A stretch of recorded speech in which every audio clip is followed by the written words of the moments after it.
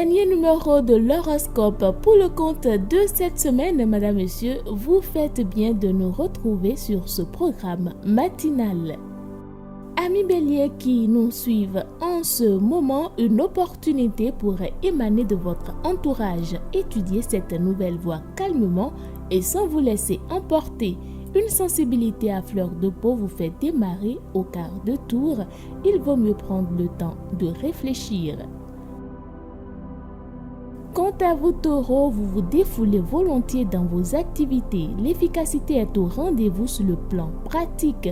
Vous vous rendez indispensable par des actions très personnelles, mais il vous manque en revanche un peu d'assiduité.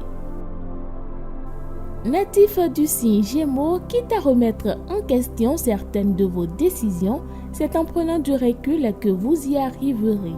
Faire le point vous évitera des contrariétés, vous en êtes conscient. Vous ferez en sorte de faire les bons choix.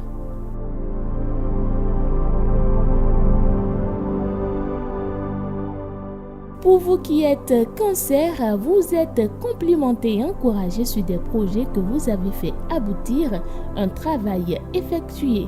Vous êtes plus agréable en société qu'en petit comité. Votre besoin de reconnaissance sociale s'intensifie. Vous êtes Lion, roi de la forêt. Attention aux négligences en tout genre. Vous n'êtes guère attentif aux détails pratiques. Et cette attitude désinvolte risque de se payer par une panne, un oubli important, un rendez-vous bâclé. Un peu d'autodiscipline et les dégâts resteront mineurs. Amis Vierge à présent, votre entourage peut compter sur votre fiabilité et votre bonne humeur. Cette belle attitude resserre les liens et de plus, vous savez vous adapter aux situations. Profitez de cette excellente ambiance pour saisir les opportunités qui ne manqueront pas de se présenter.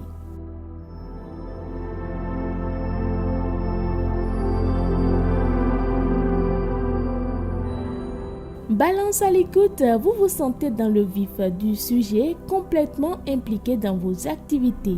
Donnez votre avis, vous vous stupéfierez vous-même par les résultats de vos initiatives. Vos efforts seront tout autant appréciés par autrui. Scorpion, évitez les situations qui vous incitent à parler trop vite. Il y a d'autres approches, prenez votre temps. Vous allez avoir tendance à vous irriter des maladresses des autres. Vous êtes tendu, relativisez. Et vous, amis Sagittaires, vous avez la motivation et l'élan nécessaire pour vous tourner vers l'avenir et développer vos actions. Gonflé à bloc, vous prenez le taureau par les cornes pour donner un coup de boost à vos diverses activités. Vous faites tout pour que l'on vous remarque et ça marche.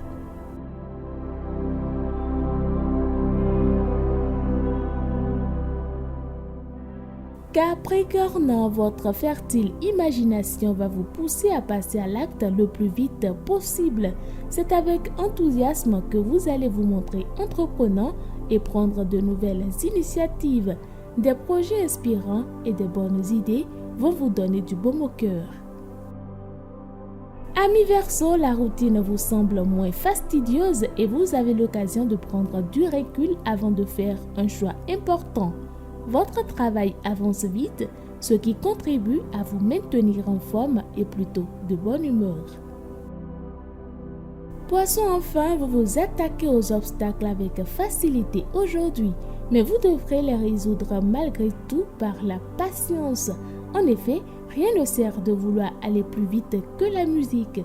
C'est en faisant preuve de modération que vous serez pleinement efficace. Amis de l'horoscope, merci de nous avoir suivis. C'est tout pour aujourd'hui et pour cette semaine.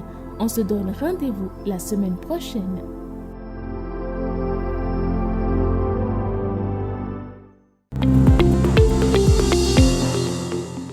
Nous sommes le 27 octobre, mesdames et messieurs, bonjour.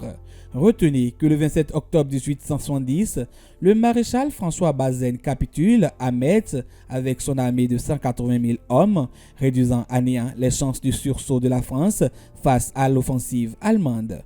Il est vrai qu'il considère l'installation de la République en France comme un danger plus grand encore que la victoire ennemie et le démembrement prévisible du pays. Le 27 octobre 1940, en réaction à la rencontre de Montoire, le général Charles de Gaulle lance un manifeste de Brazzaville, capitale de l'Afrique équatoriale française. Par ce discours sobre et vigoureux, il affirme son autorité et annonce la constitution d'un conseil de défense de l'Empire.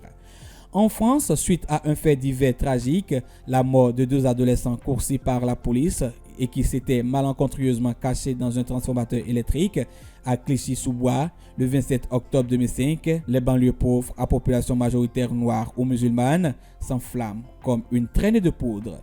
Le gouvernement déclenche l'état d'urgence pour une durée de 3 mois.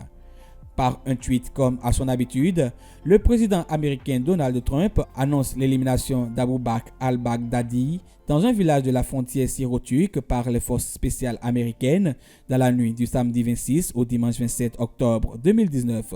Cet exploit est mis à profit par le président pour justifier devant son opinion publique le lacage des Kurdes et l'attaque turque. Ce sont les Turcs en effet qui ont ouvert la voie aux commandos américains.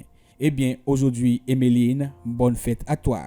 Vénérée en Champagne, Emmeline vécut au XIIe siècle. Elle entraîna un groupe de femmes à vivre selon la règle austère de Saint-Bernard près de l'abbaye cistercienne de Boulancourt, non loin de Troyes.